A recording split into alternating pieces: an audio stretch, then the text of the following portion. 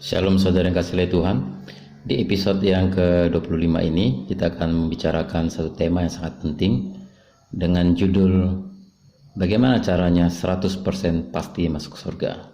Bagaimana caranya 100% pasti masuk surga.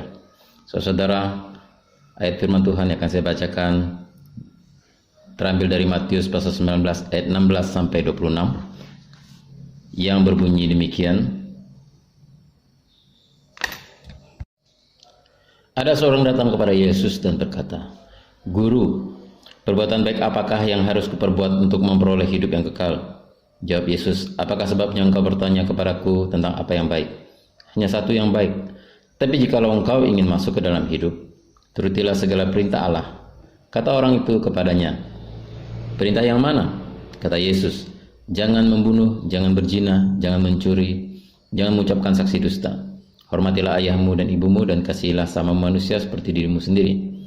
Kata orang muda itu kepadanya, "Semuanya itu telah kuturuti, apalagi yang masih kurang?" Kata Yesus kepadanya, "Jikalau engkau hendak sempurna,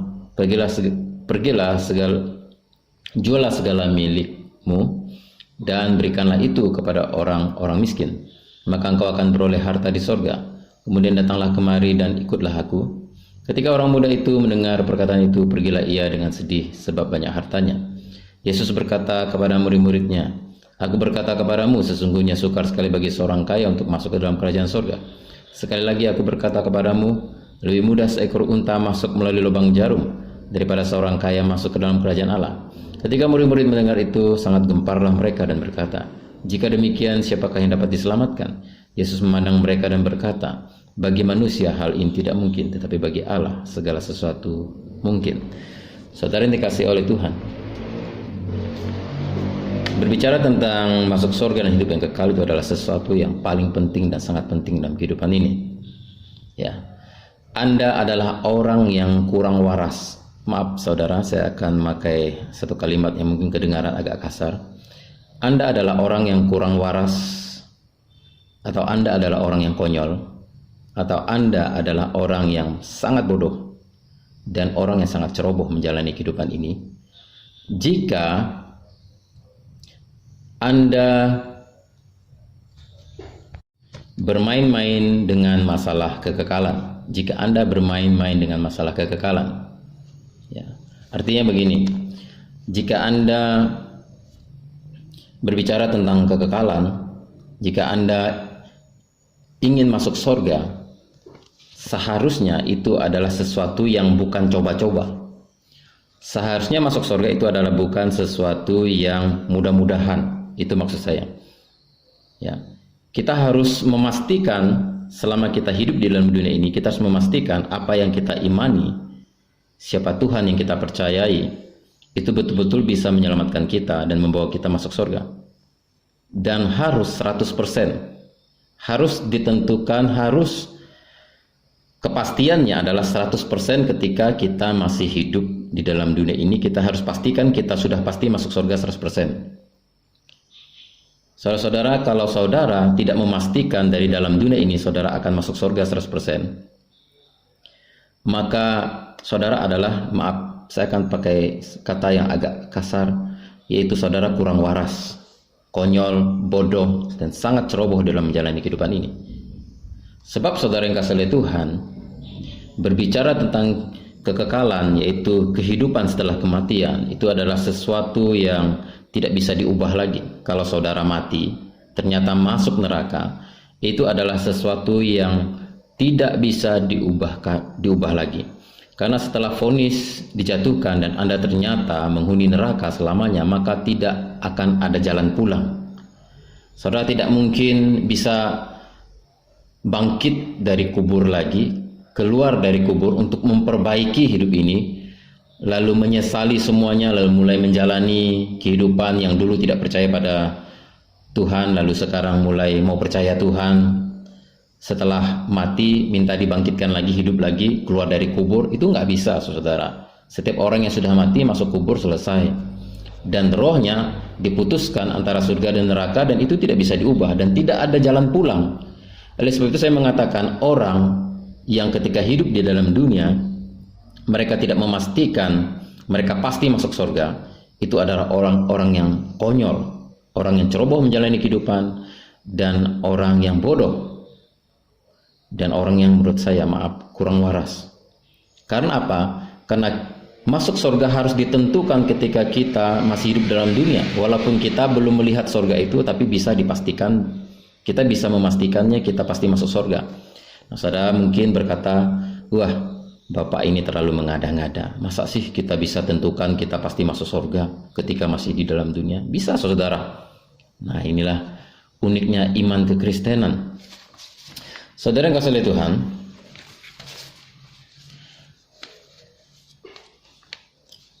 Anda harus benar-benar menyelidiki kitab suci Anda dan harus benar-benar mengenal dan mempelajari siapa Tuhan Anda. Siapa Tuhan yang Anda sembah?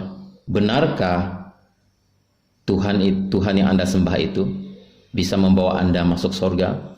Dan kitab suci yang Anda pelajari betul-betul menuntun Anda untuk masuk surga.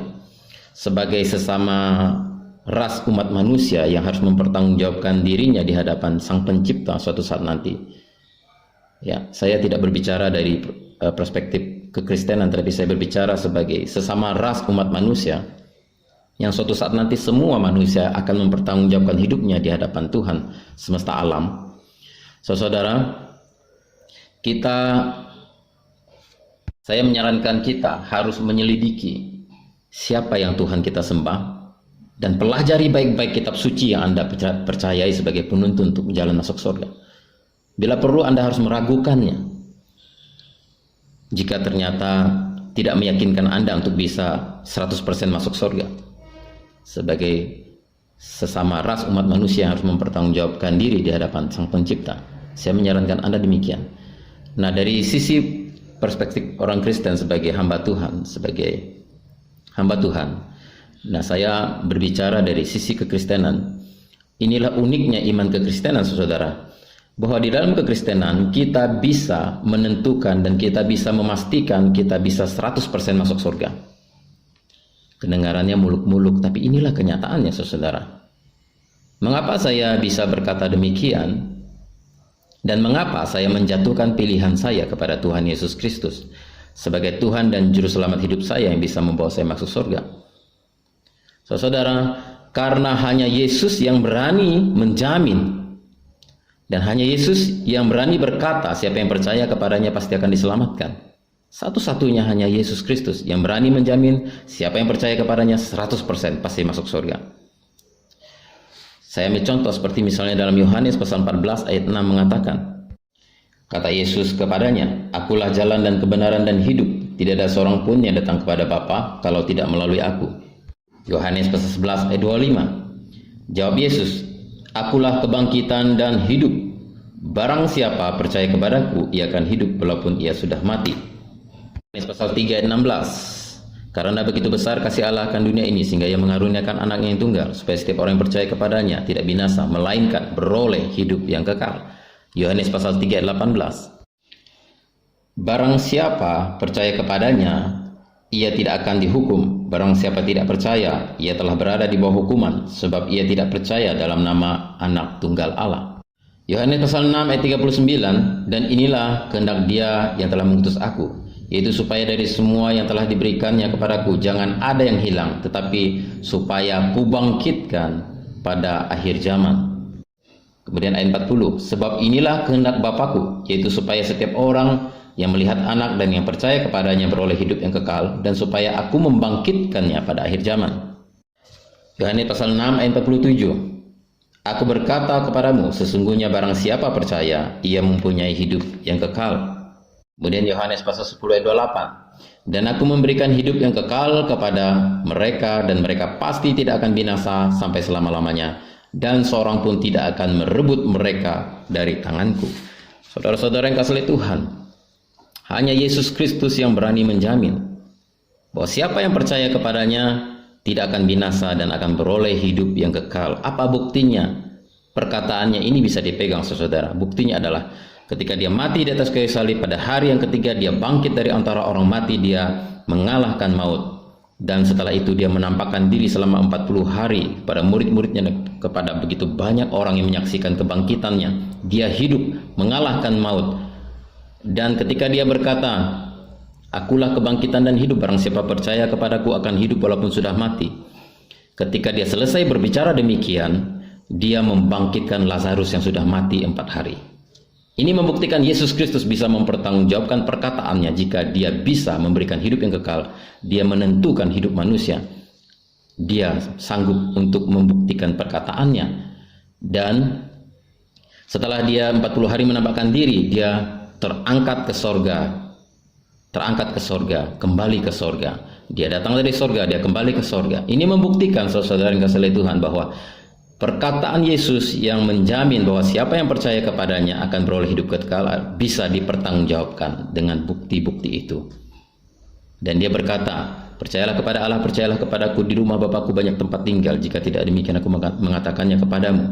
Aku pergi ke situ untuk menyediakan tempat bagimu, supaya di mana aku berada kamu pun berada." Saudara, hanya Yesus yang berani menjamin demikian, dan orang yang percaya kepadanya, dia jamin akan memperoleh hidup yang kekal selama-lamanya di sorga. Oleh sebab itu saya mengambil keputusan dan saya memilih untuk mempercayakan hidup yang kekal, untuk mempercayakan keselamatan saya kepada Yesus Kristus.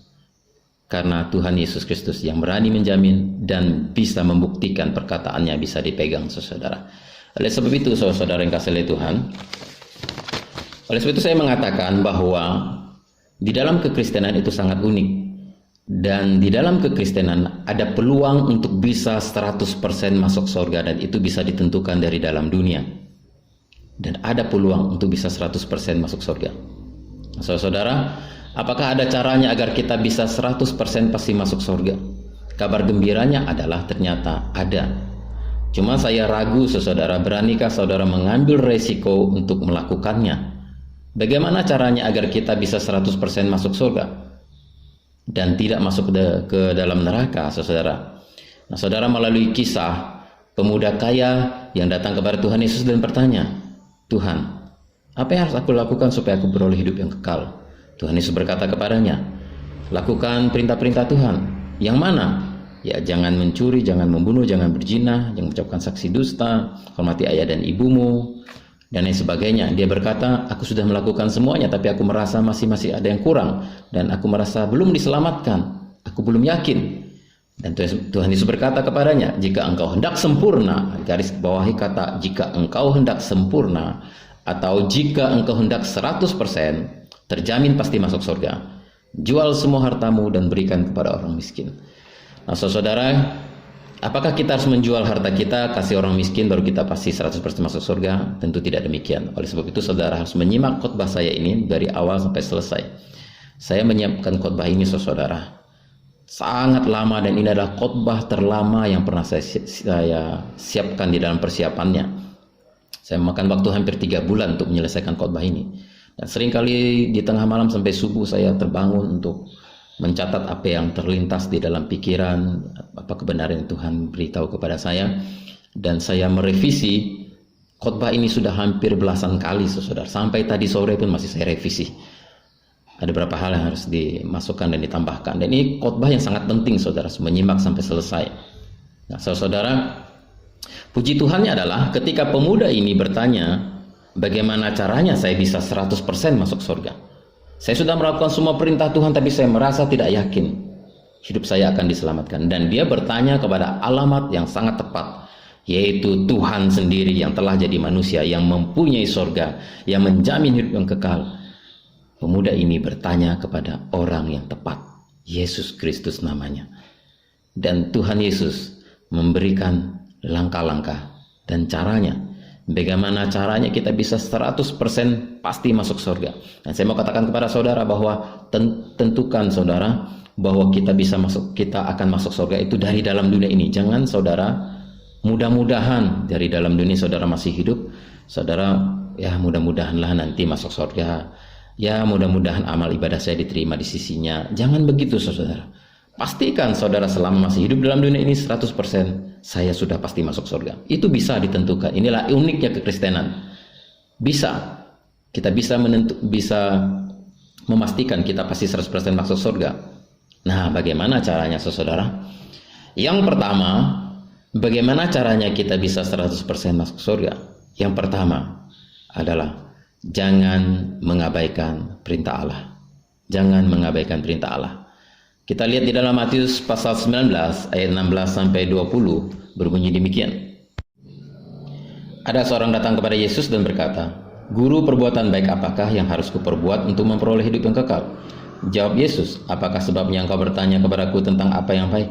Hanya satu yang baik. Tapi jikalau engkau ingin masuk ke dalam hidup, turutilah segala perintah Allah." Jika engkau ingin masuk ke dalam hidup, turutilah segala perintah Allah. Kata orang itu kepadanya, "Perintah yang mana?" Kata Yesus, "Jangan membunuh, jangan berzina, jangan mencuri, jangan mengucapkan saksi dusta, hormati ayahmu dan ibumu, dan kasihilah sama manusia seperti dirimu sendiri." Kata orang muda itu kepadanya, "Semuanya itu telah kuturuti, apalagi yang masih kurang?"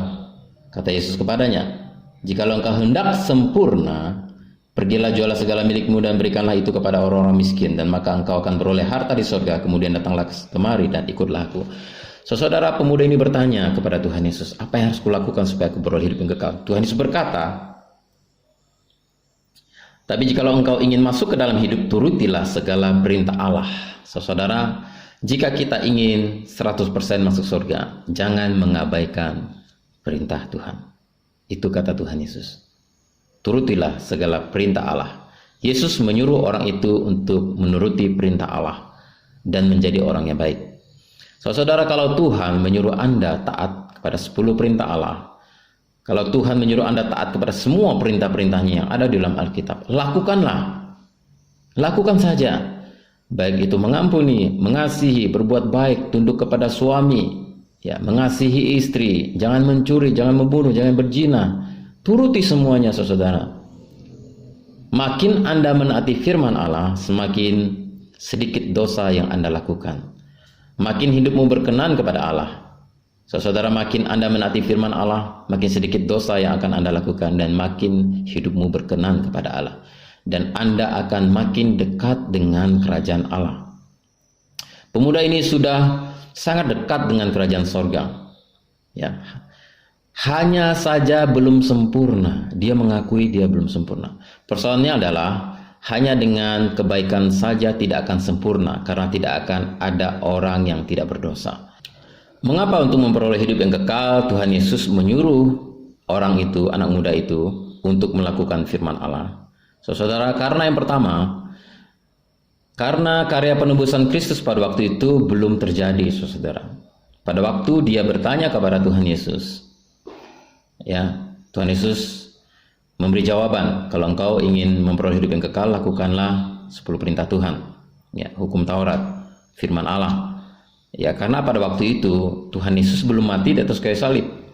Maka pada saat itu jalan yang tersedia untuk menuju hidup yang kekal adalah memang melakukan 10 perintah Tuhan, melakukan hukum Taurat.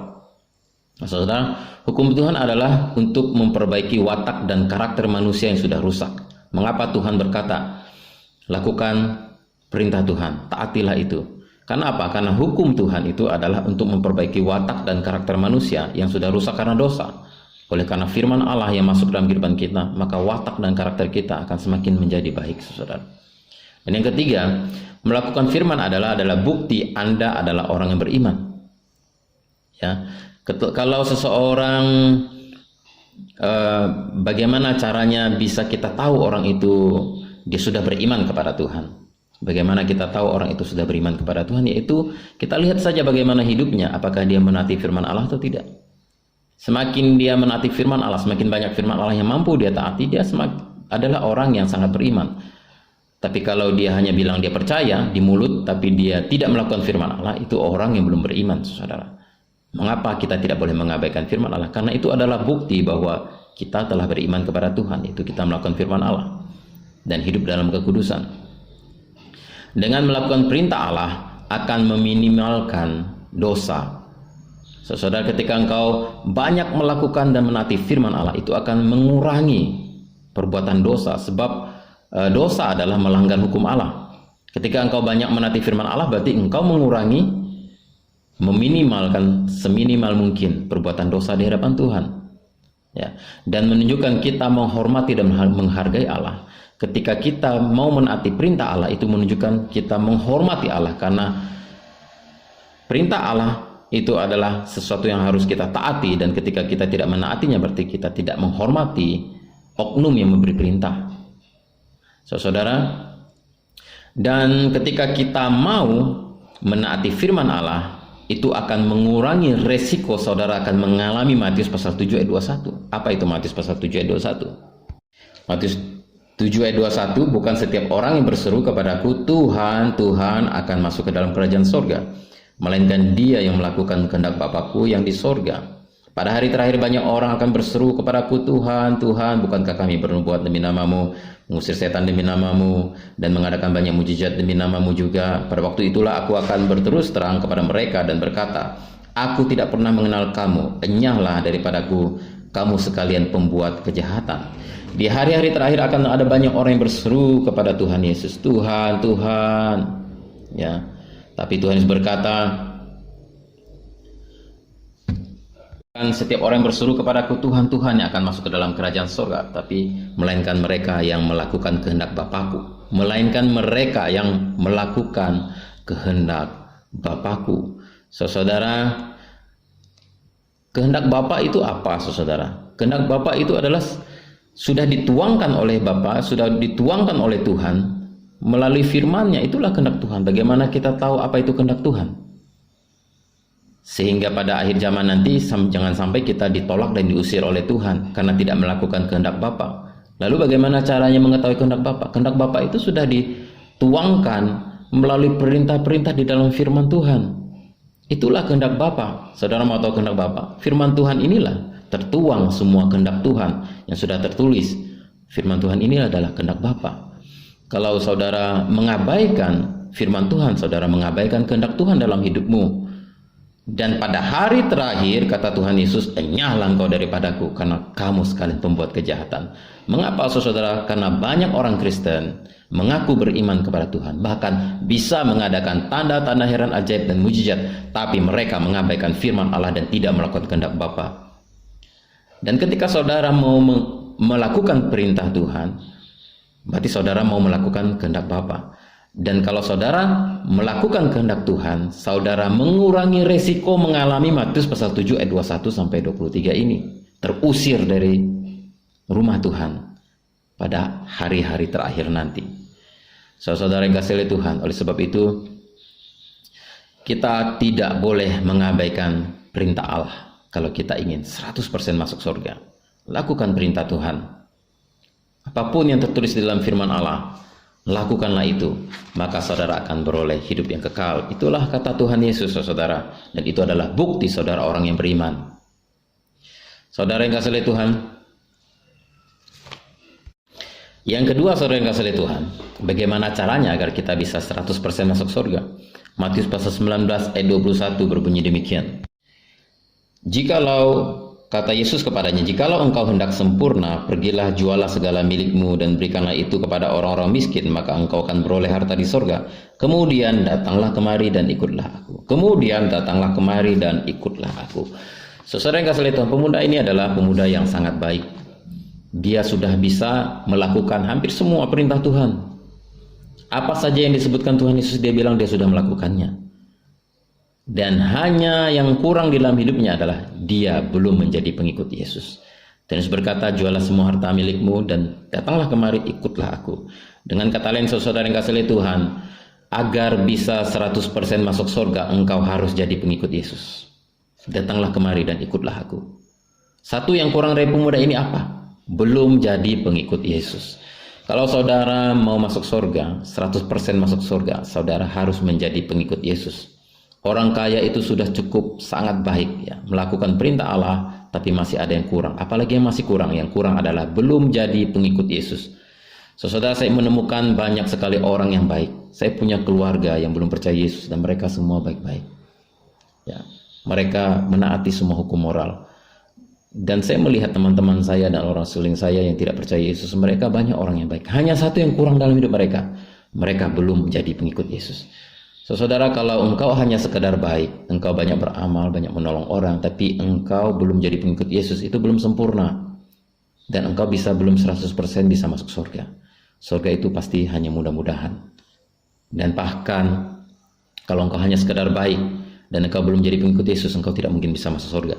Mengapa saudara harus jadi pengikut Yesus baru pasti masuk surga? Karena yang pertama, dosa hanya bisa diselesaikan oleh Yesus Kristus. Karena dosa hanya bisa diselesaikan melalui salib Yesus Kristus. Dengan saudara mau beriman, dengan mulut mengaku, dalam hati percaya bahwa Yesus telah mati dan telah bangkit dari antara orang mati, maka kamu akan diselamatkan, kata kitab Roma. Dan Yesus Kristus mati atas kayu salib itu untuk menebus dosa kita, membayar hutang dosa kita yang tidak mampu kita bayar. Kalau kita mau bayar dosa kita, kita harus mengalami maut. Alkitab berkata upah dosa adalah maut. Kita harus mati masuk neraka lalu hidup lagi. Membayar dosa kita sudah selesai di neraka, baru kita hidup lagi, dan itu tidak mungkin terjadi, saudara. Dan Yesus telah melakukan itu bagi kita. Dia mati di atas kayu salib, dia mengalami maut, dan dia bangkit kembali, dia mengalahkan maut, dan dia telah menyelesaikan dosa kita. Dan siapa yang percaya kepadanya akan beroleh hidup yang kekal. Saudara-saudara, karena dosa hanya bisa diselesaikan melalui salib Yesus Kristus. Mengapa saudara harus jadi pengikut Yesus? Karena hanya Yesus yang bisa menyelesaikan dosa saudara. Saudara tidak akan mungkin bisa menyelamatkan diri saudara. Saya beri contoh. Waktu beberapa saat yang lalu ada seorang pemuda dari Aljazair. Dia berkunjung ke Indonesia untuk traveling, untuk berlibur seorang diri. Lalu dia kehabisan uang. Visanya juga sudah habis masa berlakunya. Dan dia mengajukan perpanjangan visa, tidak dikabulkan. Dia sudah tidak punya uang, saudara. Dan akhirnya, saudara, dia nekat untuk berenang dari NTT menuju Australia. Dia berenang ratusan kilometer dan akhirnya saudara dia hampir mati tenggelam. Untung saja dia ditemukan oleh nelayan yang sedang mencari ikan di tengah laut itu. Akhirnya dia diselamatkan. Bayangkan dia mau berenang dari Indonesia menuju Australia, baru dari Australia baru ke Aljazair, dan itu adalah sesuatu yang mustahil dan tidak mungkin. Dan saudara, begitu juga kalau kita ingin diselamatkan, hanya kita mengandalkan diri kita, kebaikan kita, amal kita. Saudara, seolah-olah sebenarnya seperti seorang yang pemuda Aljazair ini ya. Coba berenang dari Indonesia menuju Aljazair. Saya coba masuk surga dengan cara saudara sendiri, saudara tidak akan bisa. Yesus sudah menyediakan jalannya. Jika saudara ingin dari Indonesia ke Aljazair, numpang pesawat, baru bisa sampai ke sana, lebih cepat. Nah, itulah yang dilakukan oleh Tuhan Yesus. Dia telah menyediakan kepada kita ya, kendaraan iman untuk bisa sampai ke surga melalui Dia. Karena Yesus berkata, "Akulah jalan, kebenaran dan hidup. Barang siapa yang ingin ke surga sampai kepada Bapa harus melalui Aku." Yesus Kristus itulah jalannya sampai ke surga. Saudara tidak bisa sampai ke surga kalau tidak melalui Yesus. Oleh sebab itu saudara harus jadi pengikut Yesus. Karena Yesus adalah contoh manusia sempurna. Yesus satu-satunya manusia dalam dunia ini yang tidak pernah berbuat dosa. Dia adalah manusia yang sempurna, dan kebaikannya dan kebaikan Anda akan menjadi sempurna kalau Anda jadi pengikut Yesus, ikut ajaran Yesus, ikut teladan Tuhan Yesus. Kalau saudara ingin menjadi manusia yang lebih sempurna dan lebih baik, jadilah pengikut Yesus. Sebab Yesus adalah contoh manusia yang sempurna yang tidak pernah berbuat dosa. Ketika dia disalibkan, paku ditancapkan ke tangannya, dia tidak mencaci maki dan tidak mengutuk orang yang memakukan salib di tangannya. Dia justru mengatakan, "Bapa, ampunilah mereka karena mereka tidak tahu apa yang mereka perbuat." Jika saudara membaca kitab suci dan saudara mempelajari ajaran Tuhan Yesus, sungguh ajaran yang sempurna. Kalau saudara ikut Yesus, saudara akan semakin sempurna dalam kebaikan. Beberapa orang merasa cukup jadi orang baik dan tidak perlu ikut Yesus, dan itu adalah salah total. Kita ambil contoh. Ada satu kisah di mana dalam Kisah Para Rasul ada seorang bernama Cornelius. Dia adalah seorang perwira tinggi dari Roma. Dia adalah seorang yang sangat baik. Dia orang yang saleh, pria yang sangat baik, kepala rumah tangga yang baik, seorang atasan yang baik.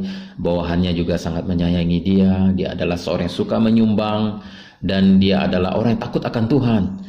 Dan dia rajin ibadah. Tapi satu yang kurang, dia belum jadi pengikut Yesus. Sampai suatu ketika malaikat Tuhan itu datang kepada Cornelius dan memberitahu Cornelius dia harus bertemu Petrus, seorang yang bernama Petrus, yaitu murid Tuhan Yesus. Dan malaikat juga datang kepada Petrus dan memberitahu Petrus, engkau harus datang kepada seorang yang bernama Cornelius untuk memberitahu kepada dia bahwa dia harus jadi pengikut Yesus. Dan singkat cerita mereka bertemu. Dan Petrus memperkenalkan Tuhan Yesus kepada Kornelius. Saudara lihat di sini bahwa kesalehan Kornelius tidak cukup. Kebaikan Kornelius, amal ibadahnya tidak cukup untuk membawa dia masuk surga. Masih ada yang kurang. Dia belum jadi pengikut Yesus. Dan Tuhan harus menyuruh Petrus untuk datang menemui Kornelius dan memberitahu Kornelius, Kornelius, engkau harus jadi pengikut Yesus. Dan Kornelius memutuskan dia menjadi pengikut Yesus bersama dengan keluarganya, mereka dibaptis, dan barulah betul-betul terjadi keselamatan di dalam hidup Kornelius. Saudara, amal dan ibadahmu tidak cukup untuk membawa engkau ke surga. Engkau harus jadi pengikut Yesus karena dosamu hanya bisa diselesaikan oleh Tuhan Yesus. Ketika kita hanya menjadi orang baik tanpa jadi pengikut Yesus, saudara menyisakan dosa yang tidak terselesaikan di dalam hidupmu. Saudara, apa artinya menjadi pengikut Yesus? Mempercayai Dia sebagai Tuhan dan Juru Selamat, mematuhi ajarannya dan mengikuti teladannya, dan hidup seperti Dia hidup, mengenakan gaya hidup Tuhan Yesus. Itulah artinya menjadi pengikut Yesus. Tanpa penebusan Yesus, kebaikan apapun di dalam dunia ini masih tetap menyisakan dosa yang belum diselesaikan. Sebaik apapun saudara, saudara pasti masih adalah orang yang berdosa. Siapa di dunia ini tidak pernah berbuat dosa? Dan kalau engkau belum menjadi pengikut Yesus dan engkau belum ditebus oleh darah Yesus Kristus di atas kayu salib, maka hidupmu masih menyisakan dosa yang belum diselesaikan. Di dalam Yesaya pasal 64 ayat yang ke-6 mengatakan, demikianlah kami sekalian seperti seorang najis, dan segala kesalehan kami seperti kain kotor. Kami sekalian menjadi layu seperti daun, dan kami lenyap oleh kejahatan kami, seperti daun dilenyapkan oleh angin. Saudara, dalam ayat ini berkata, demikianlah kami sekalian seperti seorang najis, dan segala kesalehan kami seperti kain kotor. Kesalehan kami di hadapan Tuhan seperti kain kotor. Saudara, kalau engkau tidak jadi pengikut Yesus, kesalehanmu, kebaikanmu itu yang kau andalkan untuk bisa membawa engkau ke surga itu, di mata Tuhan, di pandangan Tuhan itu hanya kain kotor. Kesalehanmu itu hanya kain kotor.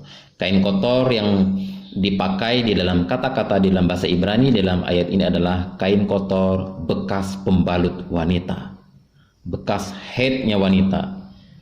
Ada darah yang tercampur di dalam kain kotor itu. Saudara, masuk surga itu seolah-olah kalau saudara mengandalkan kesalehan dan kebaikanmu tanpa menjadi pengikut Yesus, itu seolah engkau membawa kain kotor, membawa kain pembalut wanita bekas haid itu di hadapan Tuhan. Tuhan, aku ingin masuk surga dan inilah yang kubawa kepadamu. Nah, seperti itulah kira-kira gambarannya, saudara. Kesalehan kita hanya seperti kain kotor kalau kita tidak jadi pengikut Yesus. Oleh sebab itu, saudara, kalau mau 100% masuk surga, jangan mengabaikan perintah Allah. Dan yang kedua, jadilah pengikut Tuhan Yesus Kristus. Dan yang ketiga, saudara yang kasih oleh Tuhan, bagaimana caranya agar kita bisa 100% masuk surga? Mari kita baca Matius pasal 19 ayat 21 sampai 24. Kata Yesus kepadanya, jikalau engkau hendak sempurna, pergilah jualah segala milikmu dan berikanlah itu kepada orang-orang miskin, maka engkau akan beroleh harta di surga. Kemudian datanglah kemari dan ikutlah aku. Ketika orang muda itu mendengar perkataan itu, pergilah ia dengan sedih, sebab banyak hartanya. Kata Yesus kepada murid-muridnya, aku berkata kepadamu, sesungguhnya sukar sekali bagi seorang kaya untuk masuk ke dalam kerajaan surga.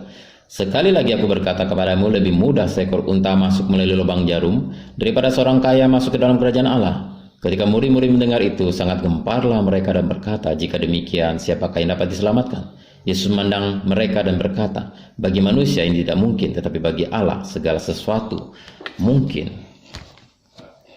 Saudara-saudara, Tuhan Yesus berkata di dalam ayat ini, jikalau engkau hendak sempurna. Jadi pemuda ini sudah melakukan perintah Tuhan, tapi dia masih merasa ada yang kurang dan belum merasa pasti masuk surga. Dan Tuhan Yesus berkata kepadanya, jika engkau hendak sempurna, juallah semua hartamu dan berikanlah kepada orang miskin, datang kemari dan ikut aku.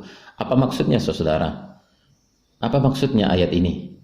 Apa yang harus kita lakukan supaya kita bisa 100% pasti masuk surga dan sempurna di hadapan Tuhan? Apa yang harus kita lakukan? Yang ketiga adalah, apa saja yang menghalangi engkau masuk surga, tinggalkan. Sekali lagi saya ulangi, saudara yang kasih oleh Tuhan. Apa saja yang dapat menghalangi engkau masuk surga, dosa apapun yang bisa menghalangi engkau masuk surga, tinggalkan. Tuhan Yesus berkata kepada pemuda ini, Kalau engkau hendak sempurna, pergilah jualah semua harta milikmu dan berikan kepada orang miskin. Maksudnya apa? Apakah kita harus menjadi orang miskin semuanya? Saudara, masing-masing semuanya yang ada di rumah, ya, mari kita besok kita jual harta kita, jual tanah, rumah, kendaraan, mobil, semua jadi orang miskin, ya, tidak punya rumah, hidup di jalan, baru kita pasti masuk surga. Bukan itu maksudnya, saudara. Tuhan Yesus tahu bahwa persoalan pemuda ini hanya satu, tinggal satu yang kurang. Tinggal satu yang kurang. Kurangnya apa? Kurangnya adalah dia bermasalah dengan harta. Dia bermasalah dengan harta. Pasti masalah dari pemuda ini adalah bagaimana hatinya yang terikat kepada harta. Hati yang terikat kepada harta, yang membuat dia tidak bisa datang kepada Tuhan, ya, dengan sepenuhnya mengabdi kepada Tuhan. Hartanya itu menghalangi dia untuk dia bisa menjadi sungguh-sungguh dengan Tuhan. Tuhan Yesus tahu inilah kelemahan daripada pemuda ini. Dia kaya dan dia punya kelemahan di dalam hal mengelola kekayaan. Saya tidak tahu, tidak ada penjelasan lebih lanjut bagaimana orang ini mengelola kekayaannya.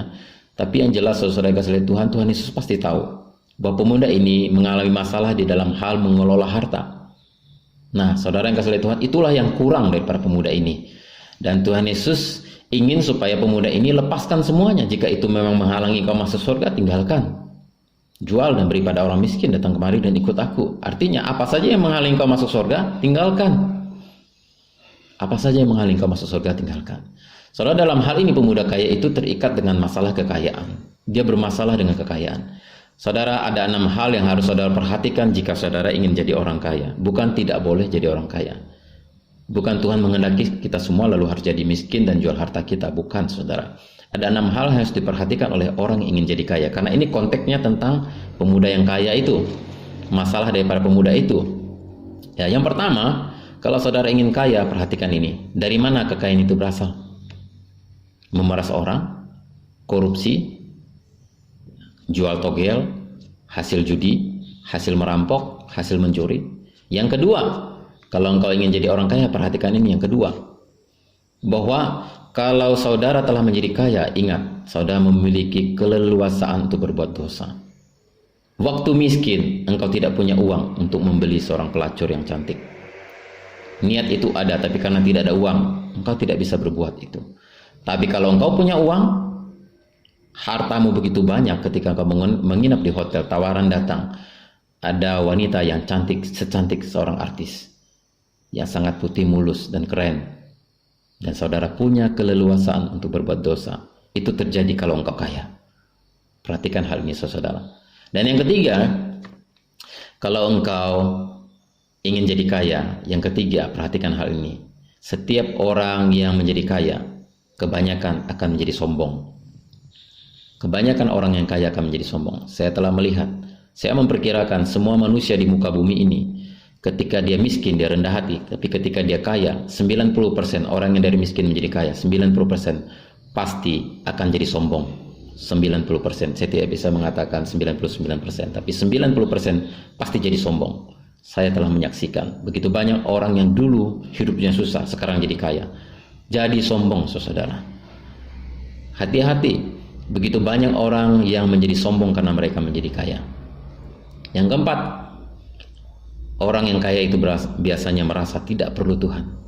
Nggak perlu saya ke gereja, nggak perlu saya berdoa, tidak perlu saya cari Tuhan. Karena apa? Semuanya ada, semuanya cukup. Saya tidak berdoa, semuanya sudah tersedia. Rekening saya penuh, di bank uang saya banyak, saya tinggal cabut, saya tinggal tarik, saya bisa beli apa saja yang saya mau, saya bisa jalan kemana, dan saya tidak perlu berpikir saya akan makan apa hari ini. Tetapi saya mau makan apa hari ini, karena uangnya banyak, saudara. Merasa tidak perlu Tuhan. Yang kelima, orang kaya itu cenderung kikir, pelit, dan tidak peduli dengan sesama. Makin orang kaya, makin kikir, makin pelit, dan tidak peduli dengan sesama. Kebanyakan seperti itu. Yang keenam, orang kaya itu kebanyakan cinta uang lebih daripada Tuhan. Sehingga Tuhan Yesus berkata, kamu tidak bisa mengabdi kepada dua Tuhan, kepada Tuhan dan kepada Mammon. Pilih salah satu. Kenapa? Karena banyak orang ketika dia kaya, dia menjadi cinta uang. Perhatikan 6 hal ini, saudara, kalau engkau ingin jadi kaya. Dan saya percaya bahwa pemuda ini pasti bermasalah dengan salah satu dari 6 hal ini.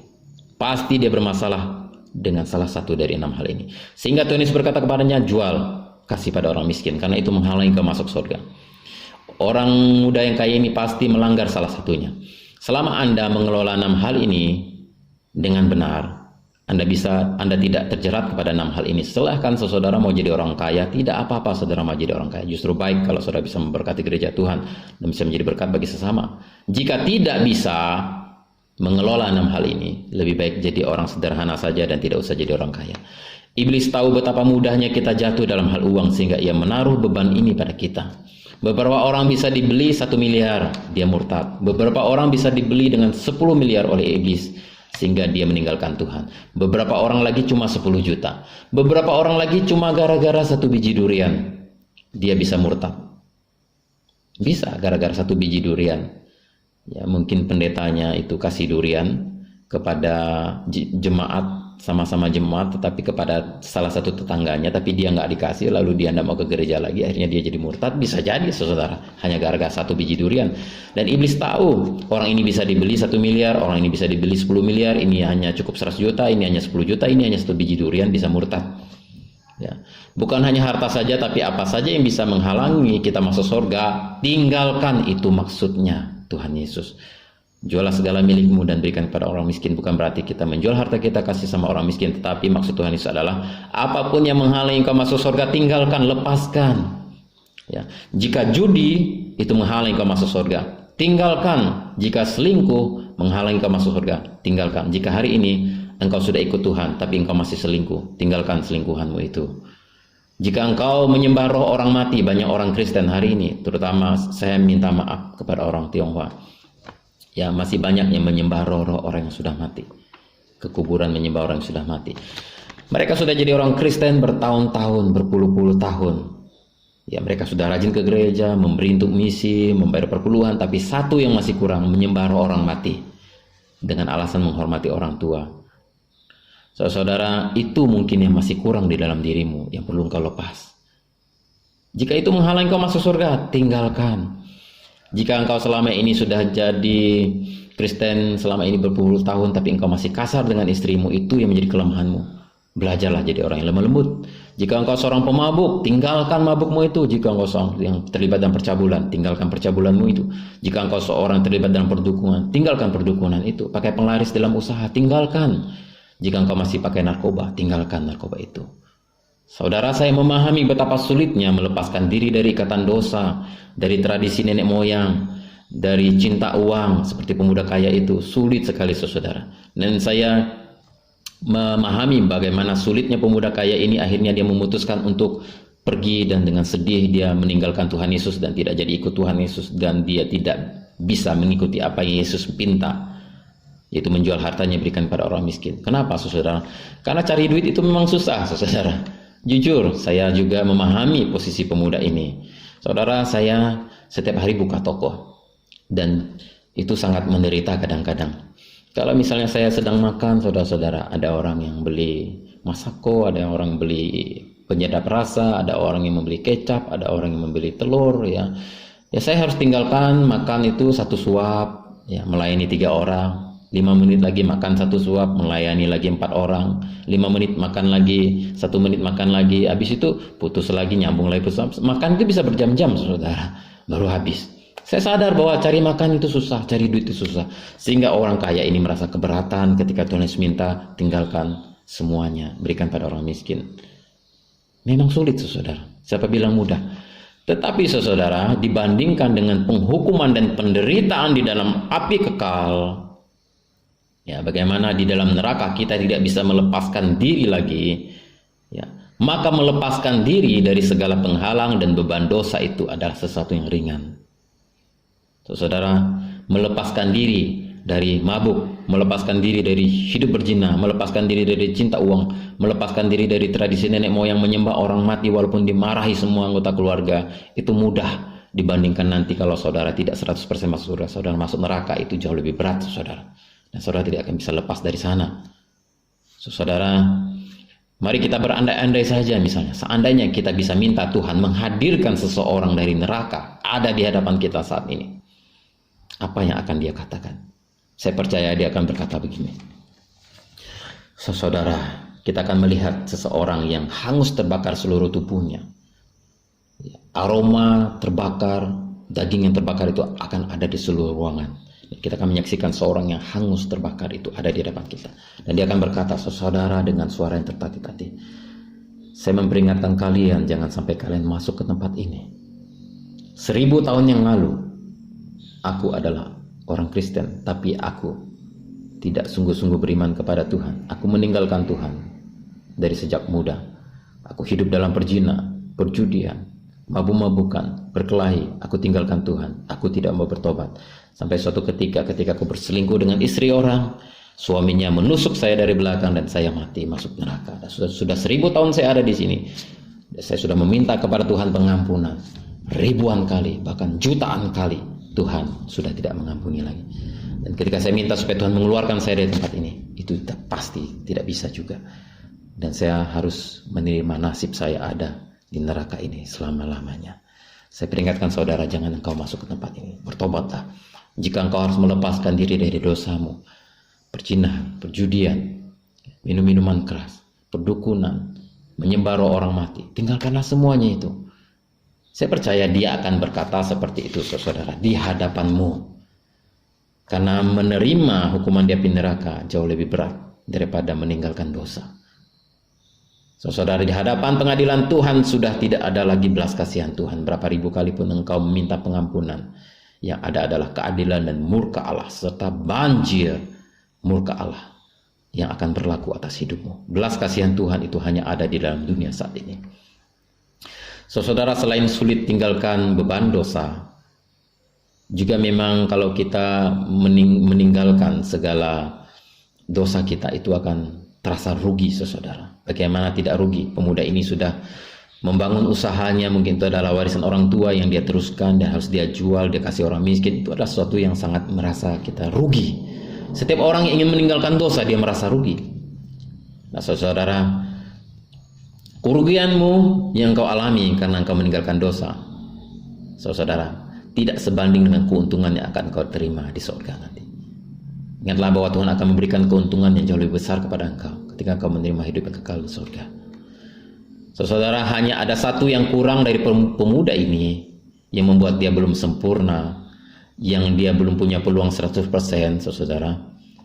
Satu lagi, yaitu dia belum bisa meninggalkan satu hal, hidup yang terikat dengan harta, hati yang cinta kepada uang. Itu yang belum dia bisa lakukan. Oleh sebab itu, saudara, apapun yang menghalangi kau masuk surga, tinggalkan. Apapun yang menghalangi kau masuk surga. Ada beberapa orang, saudara, yang saya lihat, saudara, iman mereka sudah sangat baik. Mereka sudah rajin ke gereja, mereka rajin ibadah, mereka hormat pada orang tua, mereka tidak membunuh, tidak mencuri, mereka sangat sopan, sangat jujur, mereka orang yang baik-baik. Tapi saudara, mereka masih menyisakan beban dosa yang belum terselesaikan. Ya, ada orang yang sudah rajin ibadah, rajin pelayanan, tapi masih ke kuburan, menghormati orang tua, bawa sesembahan kepada orang tua yang sudah mati. Itu satu yang belum selesai. Kalau engkau hendak sempurna 100% masuk surga, apapun yang menghalangi engkau masuk surga, tinggalkan, lepaskan, tinggalkan. Jangan disayang-sayang, tinggalkan. Sampai tidak menyisakan dosa apapun dalam hidup kita. Sampai kita tidak menyisakan dosa apapun dalam hidup kita. Ada banyak orang Kristen, saya lihat mereka baik. Mereka sudah datang ke gereja, mereka melayani Tuhan, tapi masih terikat minuman keras.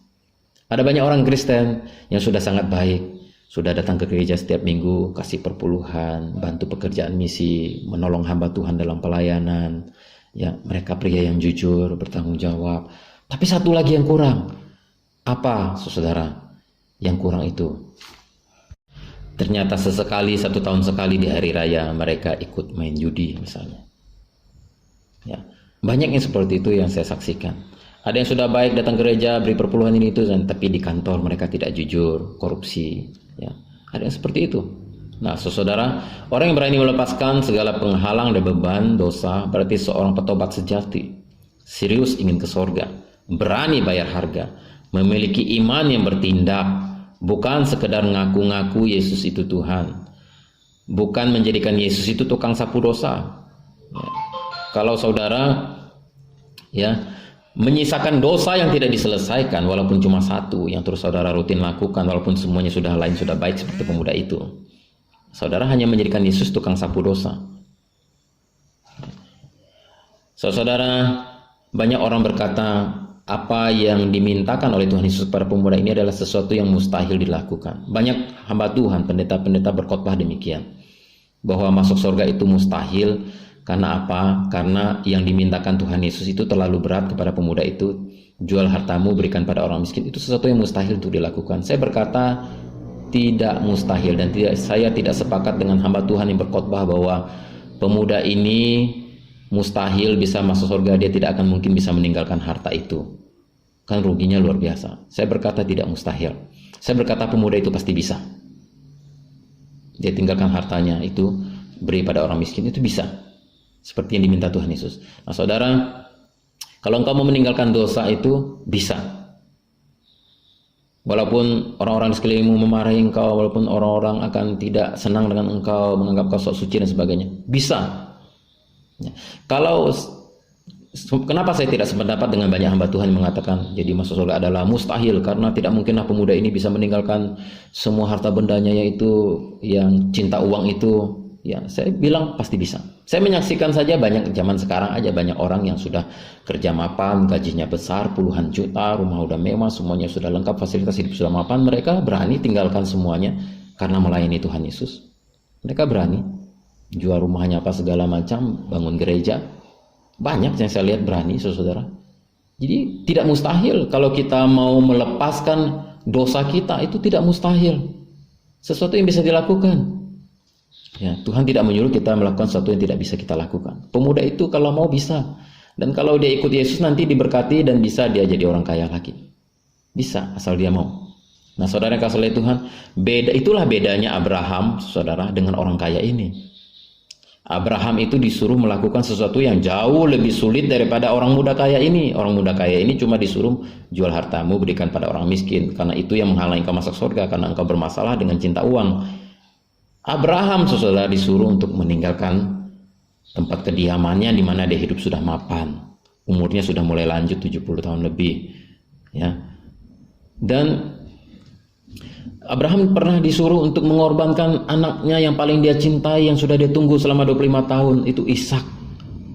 Dibunuh, disembelih, dijadikan korban bakaran. Saudara, itu jauh lebih sulit daripada perintah untuk orang kaya ini. Orang kaya ini cuma disuruh menjual hartanya kasih orang miskin. Itu kalau disuruh Tuhan, Abraham disuruh oleh Tuhan melakukan itu, Abraham akan tertawa-tertawa melakukan itu, saudara. Itu gampang bagi dia.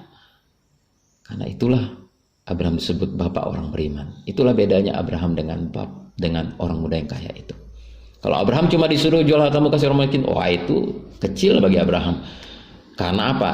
Sembelih anaknya saja korbankan kepada Tuhan. Dia bisa melakukan itu walaupun akhirnya Tuhan batalkan dan tidak jadi dia menyembelih. Itu hanya sekedar pengujian iman. Kalau saudara melihat Ayub bukan hanya kehilangan harta bendanya dalam satu hari. Semua kekayaannya yang jauh lebih banyak daripada kekayaan orang muda itu. Tidak ada orang sekaya Ayub pada zaman itu. Semuanya habis dalam satu hari. Bahkan semua anaknya mati dalam satu hari. Tapi Ayub masih bisa setia kepada Tuhan dan ikut Tuhan dengan setia. Kalau saudara lihat Nuh juga melakukan sesuatu yang jauh lebih sulit daripada orang kaya ini, yaitu membangun bahtera, di mana yang harus menebang kayu yang besar-besar, saudara, membelah kayu, merakitnya menjadi kapal, harus ukurannya sekian, dan dia menghabiskan waktu 100 tahun lebih untuk melakukan itu. Orang mencibir dia, menganggap dia bodoh dan sebagainya. Saudara, Nuh melakukan yang jauh lebih sulit. Bahkan di zaman rasul-rasul, ketika gereja mula-mula banyak orang Kristen yang dianiaya, ada yang dijadikan obor hidup, dibakar hidup-hidup, disabung dengan binatang, diadu dengan binatang. Kemudian ada yang digoreng seperti Yohanes, digoreng hidup-hidup, ada yang disalib terbalik dan lain sebagainya. Saudara, mereka banyak yang melakukan sesuatu yang jauh lebih sulit daripada orang kaya ini, saudara. Mereka bisa. Jadi saya tidak sepakat dengan hamba Tuhan yang berkata ini mustahil untuk dilakukan. Ini bisa dilakukan. Nah, saudara yang kasih oleh Tuhan, ini masalah hati saja. Oleh sebab Tuhan berkata, Ya, sulit bagi orang kaya untuk masuk dalam kerajaan surga seperti unta masuk ke lubang jarum. Ya, kenapa? Karena orang kaya itu memang cenderung hati terikat pada harta dan cinta uang. Itu masalahnya, saudara. Nah, saudara yang kasih Tuhan, bukankah Tuhan Yesus telah memberikan segalanya untuk menyelamatkan saudara? Dia telah datang ke dalam dunia meninggalkan surga mulia, memberikan nyawanya mati di atas kayu salib untuk menebus dosa kita. Dia bisa melakukan itu bagi kita. Kenapa kita tidak bisa melepaskan dosa yang membebani hidup kita dan ikut Tuhan dengan sungguh-sungguh? Kalau engkau ingin 100% masuk surga, pertama, jangan abaikan perintah Tuhan. Yang kedua, ikut Yesus. Yang ketiga, apapun yang menghalangi engkau masuk surga, tinggalkan. Kalau engkau hidup dalam perzinahan hari ini, tinggalkan. Kalau engkau hidup dalam dosa, percabulan, perzinahan, tinggalkan. Engkau hidup dalam dosa perjudian, mabukan, pesta pora, ya, tinggalkan. Bisa, ya. Saudara yang kasih Tuhan, peluang Anda ke surga adalah sebesar ketaatan Anda dan keteguhan Anda dalam iman kepada Kristus. Dan sebesar keberanian Anda melepaskan dan meninggalkan dosa apapun tanpa ada sisa. Sekali lagi saya ulangi, ya. Kesimpulannya adalah peluang Anda ke surga 100% atau tidak itu tergantung ketaatan Anda kepada firman Allah, keberanian Anda untuk menaati firman Allah, keteguhan hati Anda mengikuti Yesus, dan keberanian Anda melepaskan diri dari sisa-sisa dosa yang masih tersangkut di dalam hidup saudara. Apapun dosa yang masih nyangkut hidup dalam hidupmu, sisanya lepaskan, saudara. Kalau engkau mau masuk surga 100%. Jadi saudara yang kasih oleh Tuhan, Matius pasal 7 ayat 21 sampai 23 tadi Tuhan berkata, bukan setiap orang yang berseru kepadaku Tuhan, Tuhan yang akan masuk ke dalam kerajaan surga, melainkan mereka yang melakukan kehendak Bapa-Ku. Jadi setiap orang termasuk hamba Tuhan punya potensi ditolak oleh Tuhan. Yang bisa mengusir setan demi namaku, kata Tuhan Yesus. Yang bisa mengusir roh-roh jahat, yang bisa menyembuhkan orang sakit, membangkitkan orang mati. Dalam nama Yesus itu siapa? Kebanyakan pasti hamba Tuhan. Dan hamba Tuhan masih punya potensi ditolak oleh Tuhan. Masih punya potensi ditolak oleh Tuhan. Dan orang-orang biasa, jemaat biasa juga. Kita semua orang Kristen masih punya potensi ditolak oleh Tuhan pada hari-hari terakhir nanti. Walaupun engkau sudah mengaku Yesus sebagai Tuhan, masih ada potensi engkau ditolak dan tidak masuk surga. Masih ada potensi. Nah saudara, jika ada opsi untuk bisa sempurna 100% masuk surga, kenapa pilihan itu tidak kita ambil? Opsi itu adalah kalau mau 100% masuk surga, jangan mengabaikan perintah Tuhan. Jadi pengikut Yesus yang setia. Dan yang ketiga, jika ada sisa-sisa dosa dalam hidupmu, tinggalkan. Walaupun engkau adalah seorang hamba Tuhan. Tapi hari ini jika engkau jatuh dalam dosa, sisa-sisa dosa itu tidak kau bereskan, engkau berbahaya. Engkau bisa mengalami Matius pasal 7 ayat 21 sampai 23. Saudara. Ada potensi itu bisa terjadi dalam hidupmu. Jika engkau orang Kristen puluhan tahun ikut Tuhan sampai hari ini, dan ada sisa-sisa dosa yang tidak kau selesaikan, engkau tidak bisa memiliki kemungkinan. Engkau tidak bisa memiliki presentasi 100% bisa masuk surga. Karena engkau menyisakan dosa dan engkau membuat Tuhan jadi tukang sapu dosa dalam hidupmu. Dosa apapun yang tersisa dalam hidup kita, buang, tinggalkan, lepaskan. Itu maksud Tuhan Yesus, jual hartamu berikan pada orang miskin. Bukan berarti kita jual harta kita kasih orang miskin semuanya jadi gembel, saudara. Bukan. Tapi apapun yang menghalangi engkau masuk surga, apapun sisa dosa yang tidak engkau bereskan, tinggalkan. Jika ada opsi untuk bisa sempurna 100% masuk surga, kenapa pilihan itu kita tidak ambil? Jangan jadi orang Kristen yang abu-abu. Dari sebab itu saudara yang kasih oleh Tuhan, semasa kita hidup dalam dunia ini, kita bisa memastikan kita pasti akan 100% masuk surga. Ingat saudara, yang pertama jangan mengabaikan perintah Tuhan. Lakukan perintah Tuhan dengan sungguh-sungguh, jangan diabaikan. Karena semakin kita menaati Tuhan, semakin kita menghormati Tuhan, semakin banyak kita melakukan kehendak Tuhan. Karena kehendak Tuhan itu adalah dituangkan dalam perintah Allah. Dan kita melakukan perintah Tuhan, kita meminimalisasikan dosa dalam hidup kita, sehingga kita terhindar dari potensi Matius pasal 7 ayat 21 sampai 23 tadi, ditolak karena tidak melakukan kehendak Bapa. Dan yang kedua, saudara yang kasih Tuhan, jadilah pengikut Yesus. Mungkin engkau merasa Kau tidak tahu aku ini orang baik. Aku tidak pernah membunuh, aku tidak pernah mencuri, aku tidak pernah menggoda istri orang. Aku ini orang baik, aku selalu di rumah saja, hanya cari makan dengan jujur. Tapi kalau engkau belum jadi pengikut Yesus, dosamu belum diselesaikan, dan engkau seperti seorang pemuda Aljazair yang berenang dari Indonesia menuju Aljazair. Tidak mungkin, saudara. Tuhan Yesus sudah menyediakan namanya kendaraan iman untuk bisa sampai ke surga melalui dirinya. Dan yang ketiga, saudara yang kasih oleh Tuhan, banyak orang Kristen yang baik, ya sudah ke gereja, rajin ibadah, melayani dengan setia, tapi menyisakan satu lagi dosa yang belum diselesaikan, dan itu membuat mereka kehilangan kesempatan 100% masuk surga. Kalau itu adalah saudara, lepaskanlah dosamu itu, tinggalkanlah, jangan disayangkan walaupun rugi. Tuhan akan memberikan keuntungan yang jauh lebih besar kalau kau berani meninggalkan dosamu itu. Lepaskan dan hidup 100% untuk Tuhan tanpa ada sisa. 100% tanpa ada sisa, mengabdi kepada Tuhan tanpa ada sisa. Dan kalau engkau melakukan itu, maka 100% engkau pasti masuk surga, karena Tuhan Yesus menjamin, siapa percaya kepadaku akan beroleh hidup yang kekal. Akulah kebangkitan dan hidup. Barang siapa percaya kepadaku akan hidup walaupun ia sudah mati. Di rumah Bapakku banyak tempat tinggal, aku pergi ke situ untuk menyediakan tempat bagimu. Percayalah kepada Allah dan percayalah juga kepadaku. Akulah jalan kebenaran dan hidup. Tidak ada seorang pun yang datang kepada Bapa kalau tidak melalui aku. Jaminan Yesus ini pasti, dan dia telah membuktikannya dengan bangkit di hari ketiga, menampakkan diri selama 40 hari, tidak menyembunyikan kebangkitannya, dan dia terangkat ke sorga, membuktikan dia datang dari sorga dan kembali ke sorga. Dan inilah jaminan kepastian orang Kristen mengapa bisa 100% masuk sorga. Inilah jaminannya. 100% orang Kristen yang betul-betul menjadikan Yesus juru selamat, yang tidak mengabaikan perintah Tuhan, yang berani meninggalkan semua dosa yang tersisa itu, mereka bisa 100% masuk surga. Jadi kisah pemuda kaya ini yang bertanya kepada Yesus, bagaimana caranya aku bisa masuk surga? Kita bisa mempelajari, saudara. Kita bisa 100% masuk surga. Dan jangan konyol menjalani hidup ini. Jangan bodoh menjalani hidup ini.